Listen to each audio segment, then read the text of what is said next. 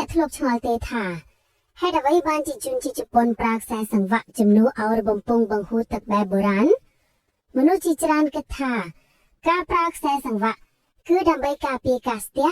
ប៉ុន្តែតាមពិតនេះមិនមែនជាមូលហេតុចម្បងនោះទេតាមពិតទៅខ្សែសង្វាក់ទឹកភ្លៀងមានរន្ធតូចជាងហើយមានឱកាសស្ទះដោយសារស្លឹកឈើឬកម្ទេចកំទីច្រើនជាងបំពង់ធម្មតាទៅទៀតមូលហេតុពិតប្រាកដគឺថានៅពេលដែលទឹកភ្លៀងហូរចូលតាមខ្សែសង្វាក់